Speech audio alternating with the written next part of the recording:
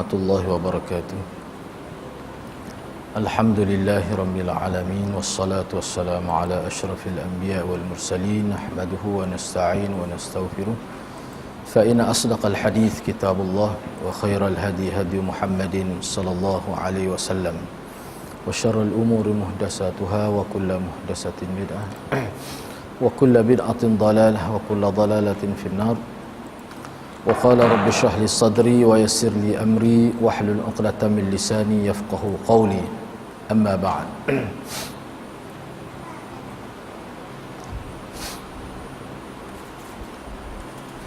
Alhamdulillah, bersyukur kepada Allah Subhanahu wa taala kerana pada petang ini dapat bersama. Insya-Allah pada petang ini saya nak sambung perbincangan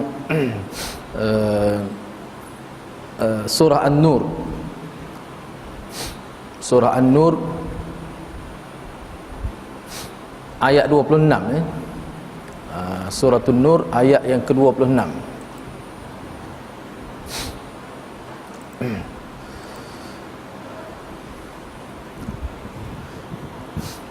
Ayat yang ke-26 dari surah An-Nur ini membicarakan tentang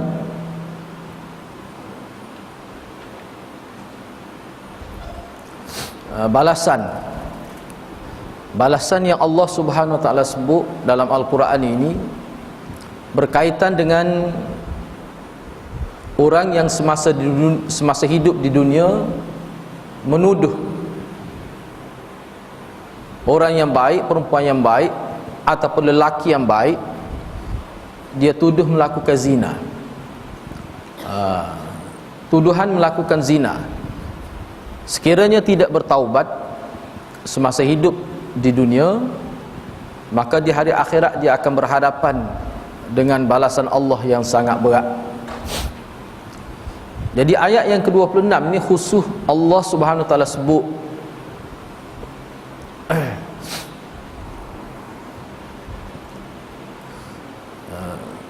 hujung berkenaan dengan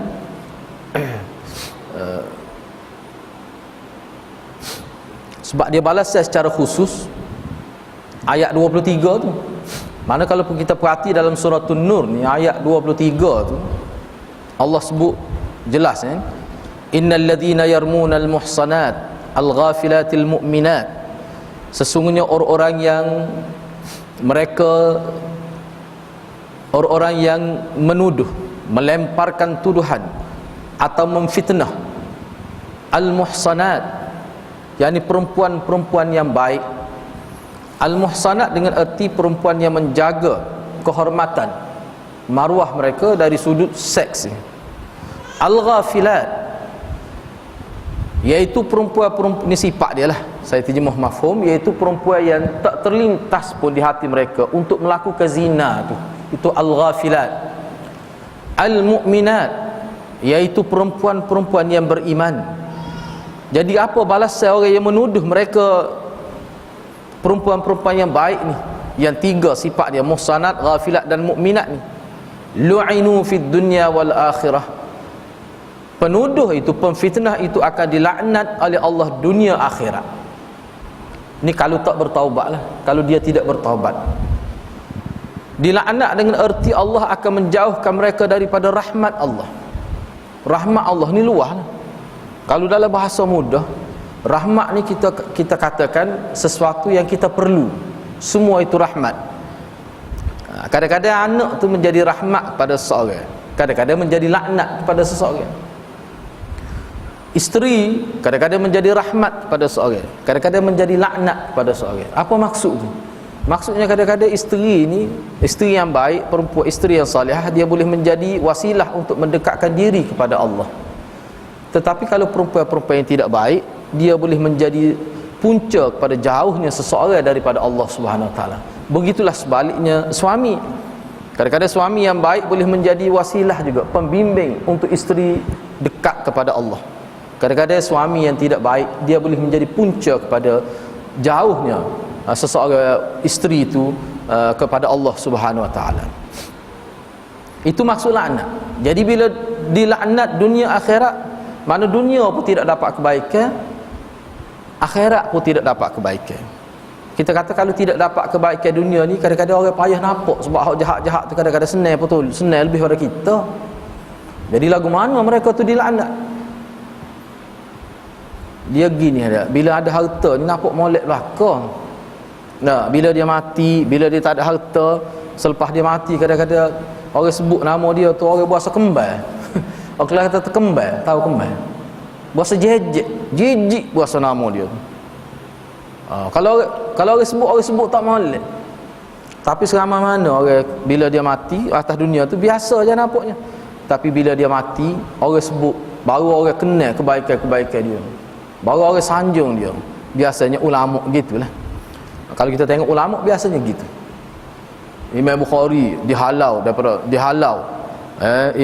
Ulama-ulama kita dulu kalau kita baca sejarah ramai di kalangan ulama masa hidup tu supaya Imam Nawawi siapa pernah dihalau daripada tempat dia beroperasi tu. Imam Nawawi dibenci di zaman dia. Kenapa?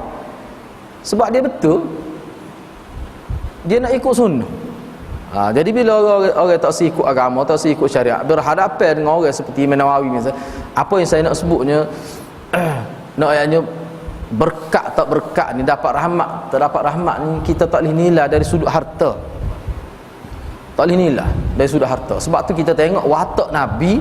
Kalau kita tengok dalam sejarah Islam, dalam kehidupan dunia Islam ni, sejarah watak Nabi ni macam-macam. Ada yang miskin, ada yang kaya, macam-macam watak Nabi. Ada orang kaya pun, siapa menguasai timur dan barat. Tak. Nabi Sulaiman kita kata tu kaya habis ring.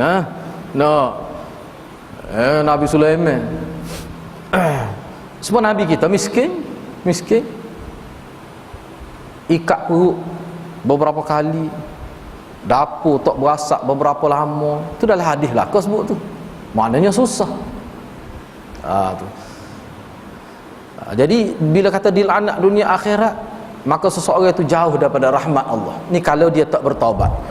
Selain daripada itu, kesudahan dia dah walahum azabun azim. Allah sediakan untuk mereka azab yang sangat besar. Ini kemuncak. Sebab azab ni ulama kata azab berkait dengan azab ini, manusia ni umumnya kena azab ni di tiga tempat. Yang pertama alam barzakh, yang kedua padang mahsyar, yang tiga neraka. Tiga tempat tu. Hak atas dunia ni kita kata sakit-sakit biasa tu, kita tidak kira azab hak berat lah. Ni makna azab ni makna yang disebut oleh Allah Subhanahu Wa Taala.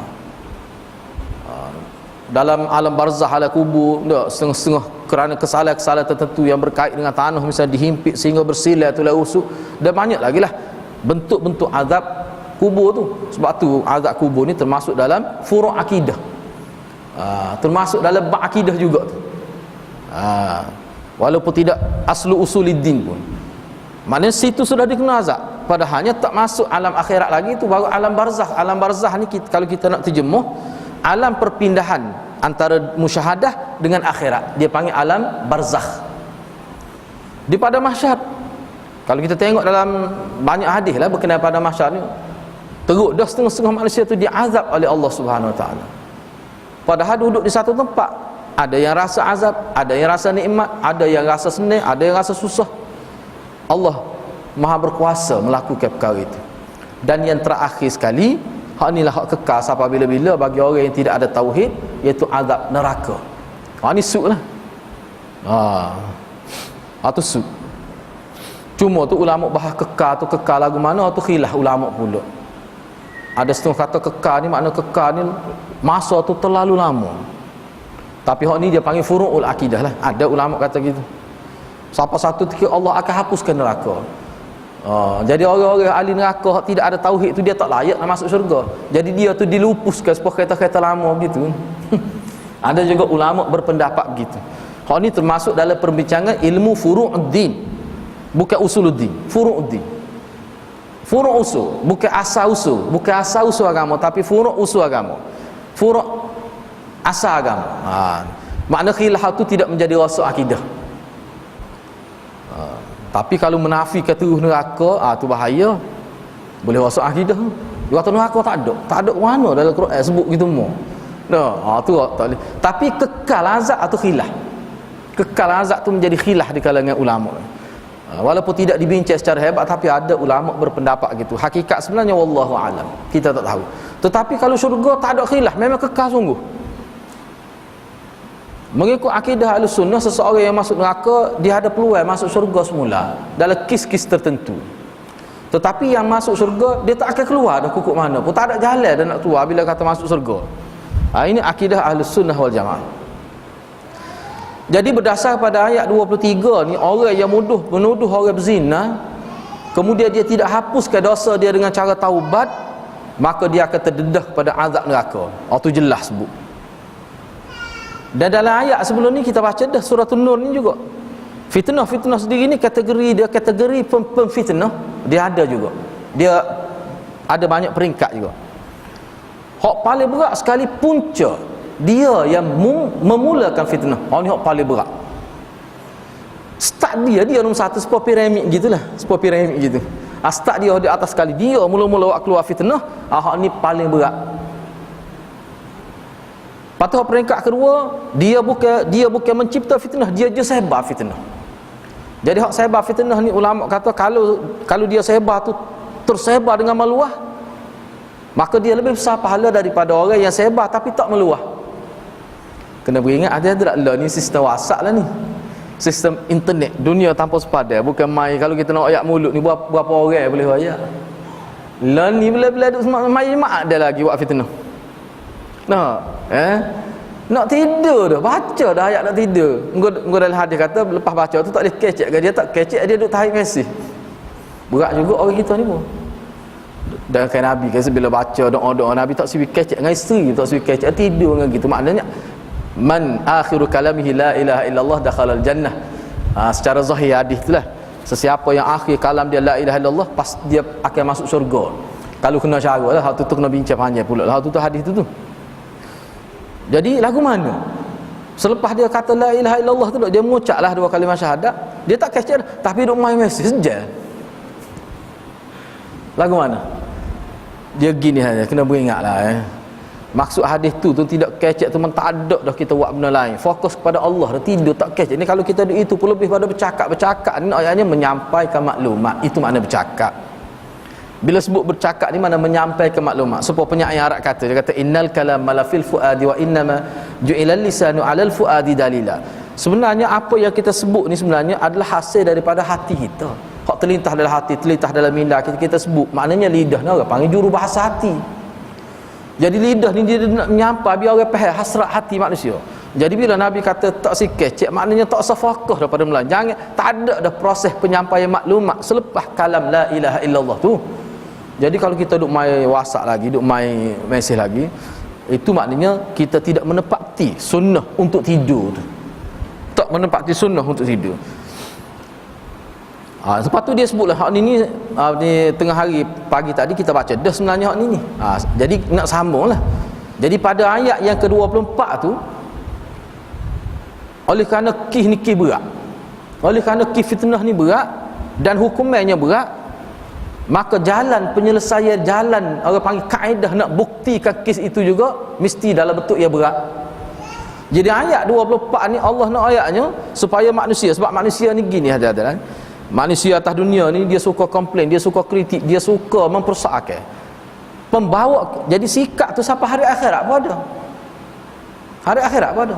Ingatan dia dikekalkan oleh Allah dan dia boleh bercakap. Jadi Allah kira-kiranya Allah sebut ayat 24 ni, nak ayatnya manusia-manusia ni, oleh kerana dia telah melakukan kesalahan besar dan dia akan hukum dengan azab neraka, maka proses nak membuktikan kesalahan dia tu Allah buat dengan kita kata dengan lengkap lah. Nak buktikan kesalahan dia selain daripada catatan rakib dan atid itu, yauma tashhadu alaihim alsinatuhum wa aydihim wa arjuluhum bima kanu ya'malun. Allah jadikan anggota-anggota manusia itu sendiri menjadi saksi di atas kesalahan mereka. Jadi dia tak boleh nak komplain dia. Orang kata saya tak buat, tangan dia kata tak, saya je pegang. Kaki kata tak, saya melakuk, saya je tekan minyak kereta lagi. Kaki kata. Jadi seluruh anggota sahata dalam riwayat sebut kulit manusia juga menjadi saksi di atas dosa-dosa yang manusia lakukan. Jadi maknanya manusia tu pada waktu dia terparuk tak boleh nak buat gapo, sebab saksi bertulis pun ada, saksi dalam bentuk kata-kata anggota dia pun ada, tak boleh nak buat apa. Jadi kalau kita rangkum kau ni, kenapa begitu sekali ayat ni menyebut tentang pemfitnah ni? Sebab pemfitnah ni, dosa fitnah ni dia teramat berat. Dalam Quran tersebut bahawa fitnah ni lebih teruk lagi daripada membunuh, kan? Al-fitnatu asyaddu minal qatl. Dosa fitnah ni, implikasi fitnah ni lebih besar daripada membunuh seorang. Sebab kalau bunuh mati lalu dia. Tapi kalau fitnah berat, misalnya zina. Sebab fitnah zina ni berat. Kadang-kadang orang tak klik kapur dia kena nyakit, kena fitnah ni. Walaupun dia hidup tapi hati dia mati. Kalau dia jumpa orang kapur dia nusuk alih rok. Dia nusuk alih tiar, takut. Padahal dia tak buat pun salah. Tapi dah orang terima kesalahan tu. Lebih-lebih kalau dia ustaz dituduh melakukan zina, kalau dia tu pemimpin, kalau dia tidak, sebab tu berat hati-hati tak. Sebab kita tengok dalam dunia politik masyarakat kita lah ni, banyak kan berlaku tuduhan zina dan sebagainya. Tu parut belaka tu. Parutlah kalau betul pun dosa. Katakanlah kawan tu betul melakukan zina pun, dia tidak boleh isya'ah, dia tak boleh sebar tu dosa besar. Tak boleh. Kemudian dalam ayat 25 tu Allah sebut pula bagaimana Allah nak nyatakan di hari akhirat ni, bila Allah buat keputusan itu muktamad tesah. Yang kedua, keputusan itu adil.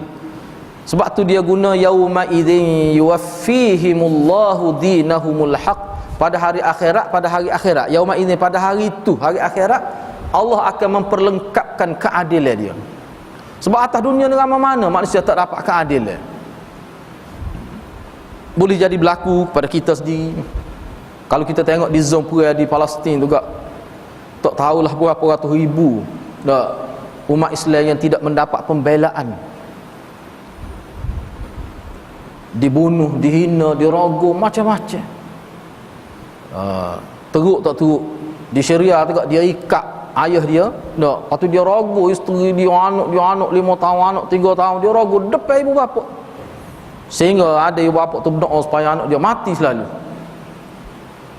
Jadi lepas tu dia semuanya dibunuh, dibakar. Jadi maknanya pembelaan itu tak ada. Di hari akhirat Allah sendiri akan menjadi hakim. Kerana itu mahkamah Allah. Sebab tu Allah kata pada hari itu, sebab dina sini, dinahum, din sini dengan arti penghakiman, keadilan.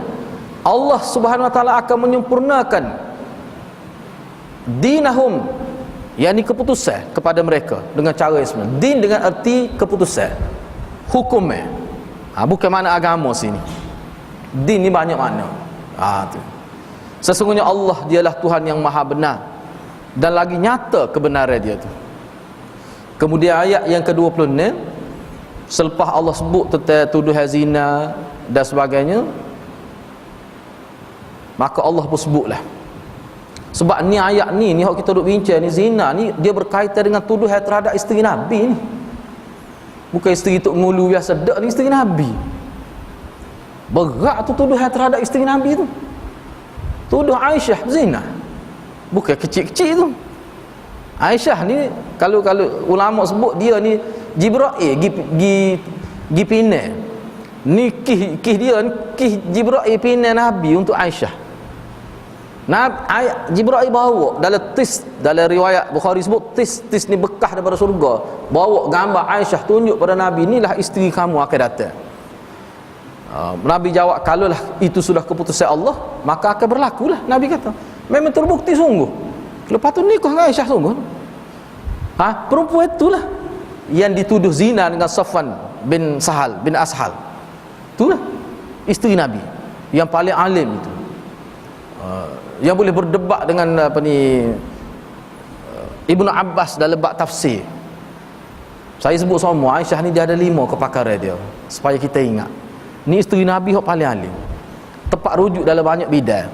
Dia reti ilmu rawatan, ilmu, dia doktor, macam doktor lah, dia herbalis. Dia ambil ilmu daripada mak dia, Ummu Ruman. Lepas tu dia mahir tentang ilmu bahasa Arab, kesusasteraan Arab. Lepas tu dia erti tentang ilmu ansab, ilmu keturunan Arab. Lepas tu dia mahir juga tentang ilmu tafsir dia ni. Lepas tu dia mahir tentang ilmu fiqh, khususnya fiqh rumah tangga. Sebab tu kalau kita tengok berkait dengan rumah tangga, Aisyah tempat rujuk utama selepas Nabi wafat. Aisyah ni dia hidup lama. Zaman Muawiyah dia ada lagi. Aisyah ni dia hidup lama, dia jadi tempat rujuk. Sebab tu kalau kita tengok banyak dalam hadis, kalau bab rumah tangga memang sahabat banyak rujuk kepada Aisyah. Bukan kata tak rujuk pada isteri-isteri Nabi yang lain, Aisyah ni. Jadi bila puak munafik khususnya masa ni tak timur masalah Syiah lagi, tak timur masalah Syiah lagi ni. Jadi puak munafik khususnya Abdullah ibnu Ubay ibnu Salul tu, dia ada peluang, sinilah dia guna. Jadi semasa dia menyebarkan berita bahawa Aisyah tu kena zina, melakukan zina dengan Safwan itu, ada yang terpengaruh tu sahabat sendiri pun ada, beberapa orang. Tapi selepas tu dia bertaubatlah, minta maaf, bertaubat. Sebab itulah Nabi sebut.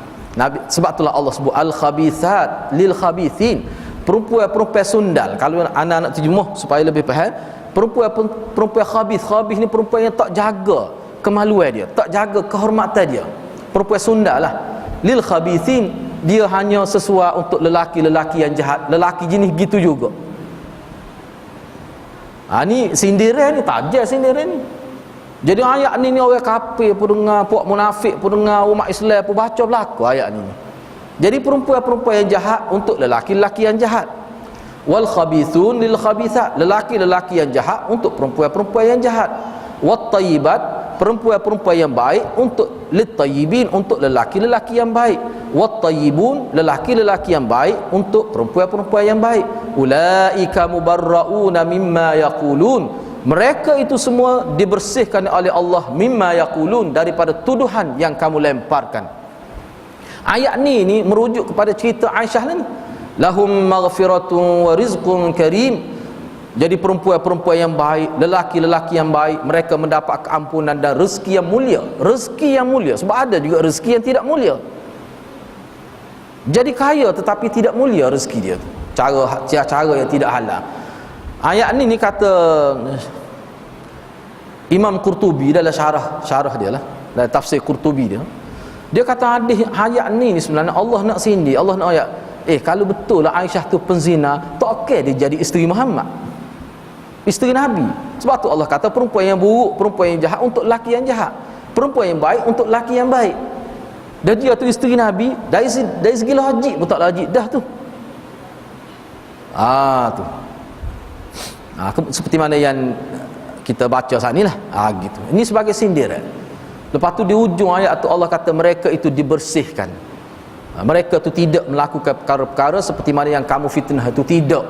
Jadi ayat ni nak cuba bayangkan. Bila turun ayat ni, kerana isunya ada orang tuduh Aisyah melakukan zina. Apa pandangan masyarakat terhadap orang yang duk kata Aisyah di kedai-kedai kopi, duk kata Aisyah berzina? Apa pandangan masyarakat terhadap orang itu? Sebab ayat Quran tu membersihkan Aisyah. Dah sebut pula puak-puak ni puak-puak jahat. Hak duk sebar berita ni, fitnah ni puak-puak jahat. Kalau lelaki jahat. Kalau perempuan jahat. Tajam sungguh ayat ni. Ayat ni cukup tajam untuk memberi kesedaran kepada umat Islam dan juga untuk mengutuk golongan-golongan yang menyebarkan fitnah tu. Ini sebenarnya ayat ni.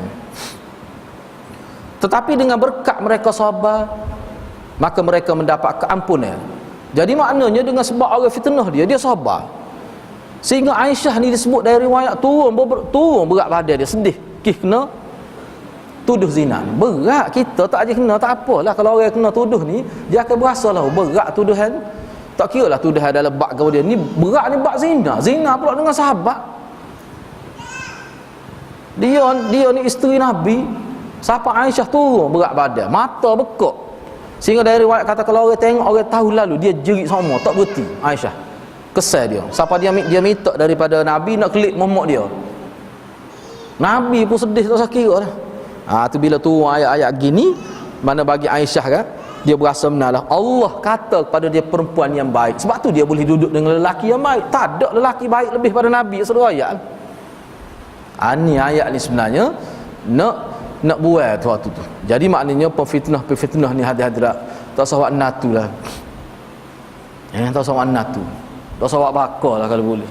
Kecuali terbukti dia bertaubat. Tak usah.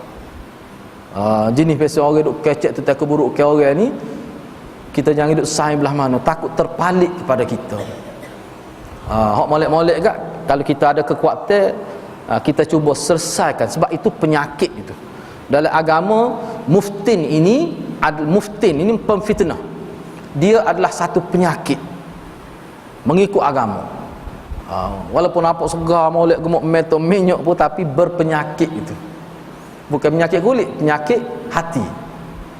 Hak tu dia tak boleh obat dengan obat hospital, dia kena guna obat agama baru boleh. Baik, ayat seterusnya ayat 37 hingga ayat 29. Selepas Allah sebut tentang hukum qazaf, yang mana qazaf ini berkait perempuan dengan lelaki, maka Allah sebut pula jalan-jalan punca kenapa boleh berlaku zina, boleh berlaku fitnah ni, apa kukuk mana pun dia ada sebab dia. Sebab dalam kitab kalau kita baca, ulama kata orang yang tidak jaga hubungan lelaki perempuan mudah terfitnah.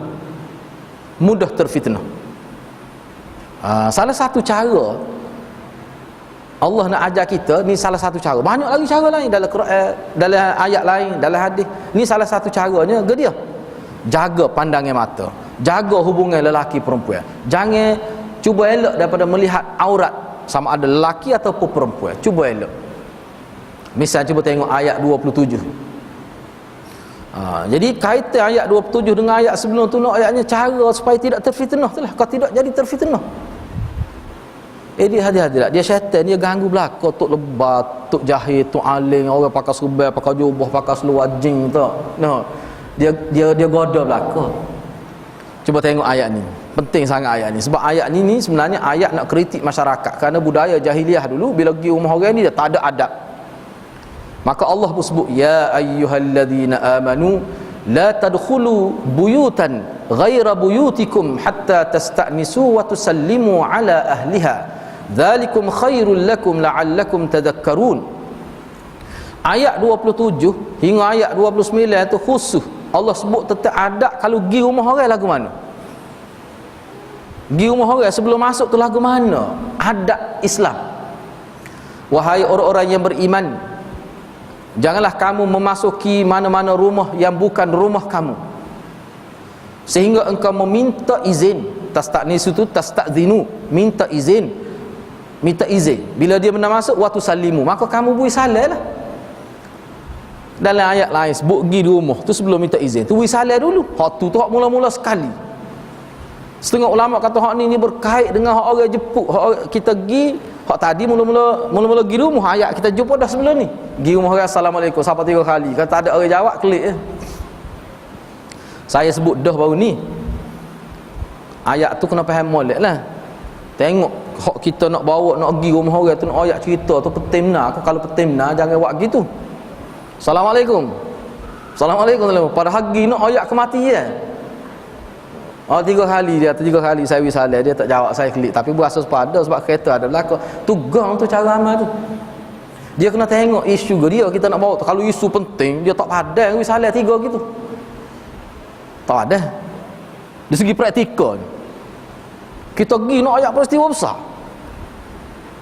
Mana hak ni kalau kita keliling rumah baru tak kata lagi. Ketuk pintu 3 kali, ketuk neko ni 3 kali, ketuk pintu ni pas ke belakang. Meh-meh nak rukah naik kat sisi angin. Apa kalau berita tu penting? Jadi kita kata biarlah 3 kali lepas tu klik. Padahal berita tu berita antara hidup dan mati, kita kata. Tak kena nak amah tu dalam keadaan biasa. Kita boleh sampai pergi kat belakang, katok pintu boleh lagi. Katok pintu boleh lagi. Kalau penting sangat. Jadi kih-kih lagu tu tak termasuk dalam ayat ni. Dan kalau kita buat gitu, orang tak kata biadab pun. Oh biadab lah. Mari rumah ketuk itu. Padahal kawan ni ayat tu tak kematian. Ayah dia duduk napah duduk sini dah. Tak misalnya. Begini ayat tu. Kalau kita kata raka pintu rumah dia, apa rasa? Dia tak marah. Engkau tuan rumah jenis tidur pemanyak dah. Tak misalnya tak. Orang tak kata. Jadi maknanya bila kita nak amal anjuran-anjuran agama ni kena tengok keadaan juga. Sebab tu agama ni dia sesuai untuk manusia. Sebab manusia ni ada akal, dia boleh proses pula maklumat tu. Jangan orang kata Kelantan kata jangan jadi betul bersodet. Kadang-kadang betul dia orang sodet tu tak. Tak boleh gitu. Supaya juga hak ni. Hak tadi, hak ayat sebelum ni, wisalah hak ni minta izin. Minta izin tu hadirat kena faham lah juga. Dalam syarah ni pun dia ada sebut minta izin ni tidaklah makna boleh ke hamba nak masuk ni dah tuai dia duduk cegak dah, tuai dia wisal dia pun jawab tak. Perlu kau kita kata gitu? Tak. Tidak semesti formal lagu tu lah. Mesti kau bila wisal tuai pun duduk cegak muka itu, hamba ni mari ada nak jumpa gini ada hapting. No. Perlu kau kita kata boleh kau izin ke saya untuk masuk? No. Tak payah. Bila kita sebut mari tuan rumah pun dia ada adat dia dah. Selekeh lah. Bila dia kata selekeh tu, kalau sini kan, kita wisalah pula dia wisalah. Wisalah tadi suka ni wisalah nak masuk. Ada juga ulama kata wisalah mula-mula tu pun padat dah. Ada juga. Tapi setengah kata tak. Bila dia izin tu wisalah pula. Hak tadi salah mula-mula tu nak tahu, nak maklumkan bahawa kita mari. Hak ni salah, hak ni salah nak masuk rumah. Ada ulama kata gitu. Jadi benda-benda gini kena tengok keadaan lah. Jangan siapa orang serabut parok wisalah tu. No. Jadi pun cerita Piramli pula. Jadi sebab tu kita ni hadirat, sebab tu ulama kita ni cerdik. Ulama kita ni cerdik. Sebab kita kata insya-Allah janganlah banyak terlajuk. Talih gitu. Siapa kalau dalam sejarah tu 60 kali insya-Allah saja. Selawat ke Nabi pun nak kali sebut Nabi selawat dia, siapa orang kena bui lalu untuk dia selawat tu. Ulama tak say gitu. Dalam kitab mereka kata kalau majlis gini tak 45 minit ke sejam sekali kita selawat ke Nabi hak derah sudah mewakili untuk satu jam tu. Lepas tu kalau orang sebut Nabi SAW kita kata oleh hati cukup dah. Sebab apa? Majlis tu perlu dijaga, takut jadi terganggu. Dalam fiqh Syafi'i pun sebut gitu. Jadi kita ni kena biasa dengan perkara yang rasional tu lah. Ni kadang-kadang kita tengok setengah lah tak sesuai lah. InsyaAllah ada satu majlis kat 60 kali. Kita kata Masya Allah, insya-Allah lah. Jadi kadang-kadang tak sesuai lah. Banyak terlajuk, tak boleh juga. Jadi saya sebut tu supaya tidak nampak pelik lah. Tidak nampak pelik. Sini dia nak ke dia maqasid. Orang lah ni dia panggil maqasid syar'iyah dia panggil. Lah ni dia panggil maqasid syar'iyah. Gapo dia Allah ni syariat ni masuk minta izin wisalah tu maknanya nak maklumkan kita mari.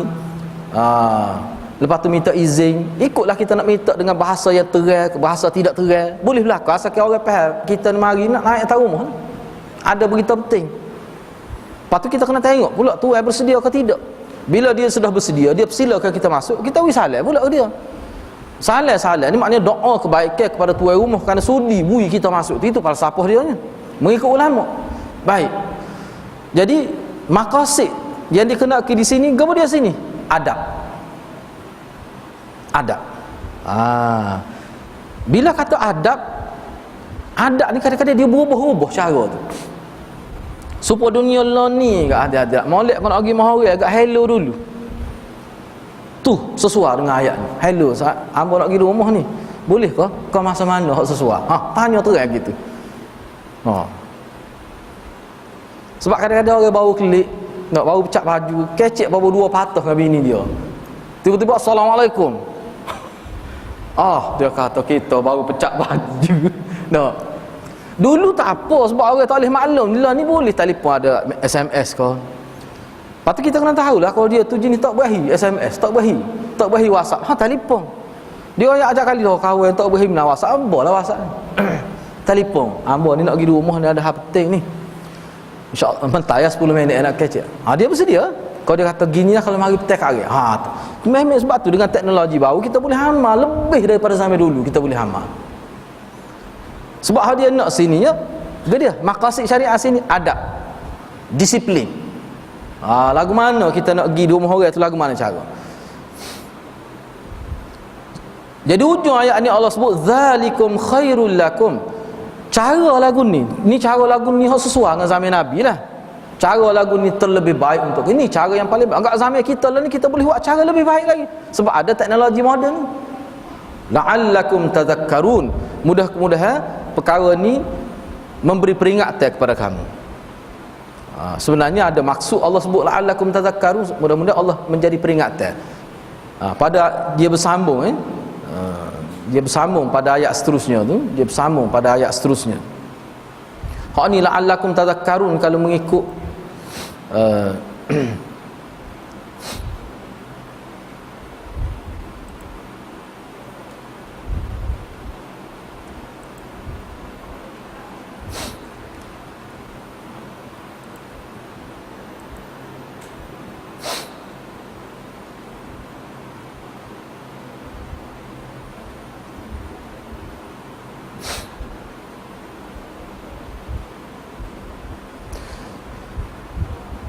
kata Imam Qurtubi berkenaan dengan ayat 30 ni. Saya nak baca kenyataan Imam Qurtubi dari tafsir dia. Ayat 28 ni, kata Imam Qurtubi, dia kata innal istizan wat taslim khairul lakum minal hujum ba'da idhn wa minad dukhul 'ala an-nas baghtah aw min tahiyyatil jahiliyah. Faqad kana ar-rajulu minhum idza dakhala baytan ghayra baytihi qala huyyitum sabaha wa huyyitum masaa wa dakhala farubbama asaba ar-rajulu ma'a imra'ati fi lihafin wa ruwiya rajulan qala lin-nabi sallallahu alaihi wasallam asta'dhinu ala ummi qala na'am qala laysa laha khadimun ghairi asta'dhinu 'alayhi ma kullama dakhaltu qala atuhibbu an taraha uryanah qala la qala fasta'dhin 'alaiha. Ni kata Imam Qurtubi makna izin, minta izin mula-mula, lepas tu bui salam. Dan dalam Quran sebut, ayat ni sebut itu lebih baik untuk kamu daripada hujum. Bila dia minta izin kat terus masuk selalu. Minta izin dengan tuan rumah berkata masuklah, dia pun masuk selalu. Tu tak molek tu lagu tu. Kalau kita kecek Kelantan nampak lapar molek. Mata kata ibu izin kat main nak tepuh tu rumah naik atas rumah. No. Kadang-kadang tu lelaki ni dia tak khabar-khabar apa atas rumah dia tu, gapo dia tak tahu ada tu. No. Kena rumah kecil kat situ belakang dia ruang tamu tu lah tepat gapo-gapo kadang-kadang rumah kecil dah. Makna bila walaupun bui salah pun kita melambat ke sikit masuk tu lebih baik. Sebab tu kata Imam Qurtubi setelah minta izin kita bui salah pula selepas tu, itu lebih baik. Ni sebenarnya hak Islam, hak lebih baik. Bukan kata tak boleh masuk, bukan kata dosa dak. Lebih baik tu apa? Lebih senang hati tuan rumah tu. Kena ingat atas rumah ni bukan ada tok lelaki saja. Kata Imam Qurtubi, kita kena mengambil kira juga orang yang di samping isteri, di samping suami tu. Isteri dia, boleh jadi dia ada anak dara, boleh jadi kadang-kadang setengah-setengah, minta maaf lah saya sebut, kadang-kadang hok duduk atas meja tu bagi tak sesuai apa ada. Nya sakut kursi-kursi dah. Bagi hok tak sesuai. Jadi tak ada nak sipel. Bila orang tengok Allah nya di musim kata tu. Muka musim hujan, nak jumpa luar tak boleh basah. Jadi molek kita wiruai sikit, mentakut tok laki orang naik lah. Tok laki orang naik tu secara adab. Dia pun berkamar naik selalu. Tak molek, kata Imam Qurtubi, tak molek lagu tu. Jadi Islam kata kena wisalah. Boleh jadi bila kata wisalah kan, situ ada masa sikit tu. Ada masa. Hak ayatnya ke dia sini, jangan terus naik selalu. Tu. Walaupun gitu, So, yang kedua, kenyataan dalam Quran ni sebenarnya minta izin kemudian wisalah. Hak ni sebenarnya dia nak bui satu alternatif. Kerana zaman jahiliah ni ada juga bila dia pergi rumah orang ada juga dia bui salah tu. Salah lah kita kata. Tetapi dia bui bukan dengan sebut nama Allah. Selamat pagi, selamat petang dia sebut sinilah. Makna ucapan selamat pagi, selamat petang ni sebenarnya amalan jahiliah. Bukan amalan Islam tu. Bukan amalan Islam. Mana kalau orang kafir tak apa, kita orang Islamnya asal gitulah. Gi siapa? Masa al-khair dia tu. Kalau dengar orang kata kita Waalaikumsalam, kita jawab gitu. Biar dia reti. Sebab orang harap guna masa al-khair, sabah al-khair, dia pergi rumah orang. Sebab tu kata Imam Qurtubi, dia kata hak ni Allah SWT nak ejah, nak ajar sahabat jangan ucap gitu. Kena kata assalamualaikum. Jangan kata masa al-khair, sabah al-khair. Itu ucapan semasa kamu tidak Islam. Ini adab dia. Apa tu? Situ falsafah dia besar juga. Gedia falsafah dia. Sebab orang mari rumah kita ni macam-macam ni. Orang mari rumah kita ni macam-macam ni. Sebab tu Imam Qurtubi kata sebenarnya Allah ajar ni sebenarnya dia nak tutup tu benda-benda tak molek. Sebab bahaya kan kalau duk ita-ita nampak kecelah pintu, kadang-kadang isteri kau tu anak kau tak tutup aurat, dia mari macam-macam perasaan tu. Tok lebah pun betul lah ya. Perasaan dia mari ganggu Allah. Comel sangat dia tu. Start situ tu gak mula nak pergi sama. Oh, ada anak dara besar dah dia ni dah. Comel tu. Syaitan ganggu selalu. Allah nak tutup tak sesuai ada tu. Sebab situlah pencetus kepada zina. Situlah sebenarnya. Awham dia panggil. Mari waham. Waham ni hadirat. Waham ni maksud dia sesuatu yang mengganggu pemikiran kita. Dengan sebab nak pada sesuatu dia boleh sehingga mengganggu perasaan kita, tu dia panggil wahmun dalam bahasa Arab. Dia panggil wahmun. Tapi sesuatu yang kita tengok tapi tidak mengganggu kita, hak tu tidak sampai peringkat wahmun. Waham ni ada banyak makna. Salah satu makna. Hak ni dia panggil af'alul qulub, perbuatan hati manusia. Tu. Ada bila turun ayat ni, ada seorang sahabat tanya Nabi. Sebab ayat ni umum. Bila mu masuk rumah hak tidak rumah kamu, masuk rumah selain pada rumah kamu, sahabat tanya Nabi. Dia kata astazinu ala ummi, saya kena wisalah, minta izin wisalah juga kena masuk rumah mak saya. Mak dia tak kira lah adik ipar dia, kakak ipar dia ada rumah tu, tak kira tu mak hak lain. Kalau ada adik ipar lagilah. Ya, adik ipar ni tidak adik beradik. Tapi orang kita ni sepuluh adik beradik dia buat. Kakak ipar tu sepuluh kakak mati dia buat. Sepakai ni saya tengok lagi ada seorang ustazah ngaji Mesir lah ni, jadi ketua bahagian agama gapo dia ni. Malas sebutlah nama gapo tu tak. Saya jumpa pula dengan dia baru ni. Saya pernah buka kelas Quran. Dia bahagian syariat dia ambil. Dia mari nak interview.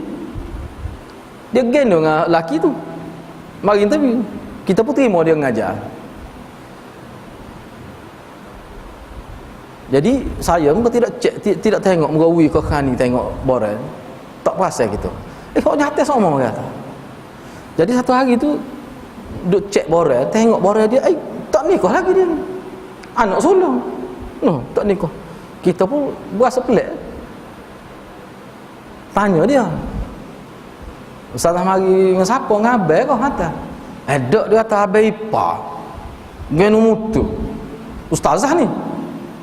Kita pun tepuk dahi. Kata tak ada apa lah ustazah ni. Saya pun mikir serabut jadi gitu.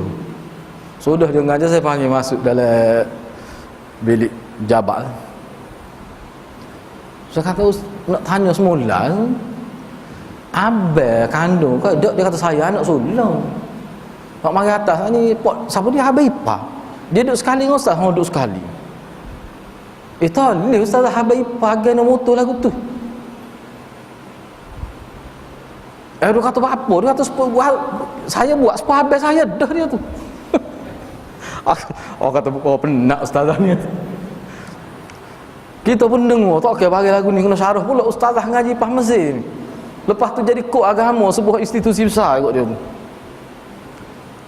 Saya kata tak boleh ustazah. Saya pun sebut dia. Dia kata saya tak ada berasa gapot. Bukan masalah ustazah, masalah dia tu. Kalau ustazah tak berasa bukan mutu, tak apa mutu tu dia tu.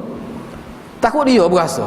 Lepas tu sebab kita dengan bini kita mari berasa ngah sama ke? Ada ketika dak tak apa lah. Tapi ada ketika tu ngah tu nyala paruk. Takut masa tu. Dia pun neng. Saya royak gitu, kita royak kiyah lah. Nak royak teram kau barang reti dah sebenarnya. So kata lepas ni Ustaz, saya tak boleh tengok dah lagu tu. Mana kita ugut dia lah, mana kalau dia buat lagi tak nak pecah lagi, kira gitulah. Saya kata Ustazah kena jaga syariat ni. Fitnah paruk ni. Lepas tu kakak tak kata gah pun. Tak ada masalah dia kata kakak. Oh pulak ni. Kata berat, kata penat molek Ustazah lagu ni. Oh berat. Nak ayatnya orang kita. Memang kalau kita pergi habis ipah adik ipah ni umum lah kita tengok dok. Saya tengok biasa. Tak tutup aurat ke. Padahal benda tu haram tu. Hukum tu jelas dah tu. Tak boleh. Jadi kena beringatlah. Hak ni kita pun habis sikit sini. Jadi bila seorang sahabat tanya Nabi, saya nak masuk rumah mak saya kena minta izin dari saleh juga ke? Nabi kata, dia. Kata anak jatah dia ni, dia kata mak saya tu tak ada orang cara dia. Saya seorang ya cara ke dia. Saya pergi ni mungkin nak cara ke dia ni. Mak saya tu. Bukan anak-anak lain duk jauh-jauh belakang seolah-olah gitulah. Jadi saya ni mari kerana saya tak mari tak ada orang cara. Maknanya nak ayatnya dia ni mari sama rumah mak dia ni. Moga dia jadi khadam kepada mak dia.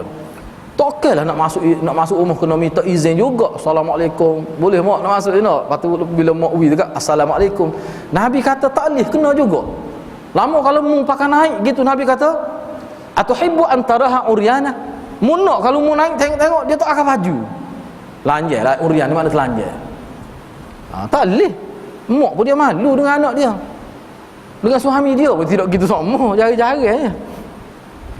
Jadi maknanya Nabi kata tak boleh. Jadi sebab itulah Imam Qurtubi kata sebenarnya selain daripada adab, nak ayat ni bila kita masuk rumah orang ni minta izin. Patui salah, dia nak buat kalau ada sifat tak molek pergi rumah orang macam-macam orang ada sifat. Ada gini niat molek, ada niat tak molek. Jadi kira-kira mengikut pandangan agama kalau kita amal ni dia boleh menjadi menghilangkan kalau ada perasaan tak molek tu. Sebab assalamualaikum ni doa kesejahteraan kepada orang dalam rumah tu. Tak kira ada niat tak molek lagi. Itu cara falsafah ni. Maqasid syariah yang wujud dalam ni ayat ni. Gitulah maksud dia ni. Jadi gitulah seterusnya ayat yang seterusnya tu kita bincang semula lah insya-Allah. Jadi saya setakat itulah dulu. Aku qauli hadza wa astaghfirullahal azim li wa lakum. Wassalamualaikum warahmatullahi wabarakatuh.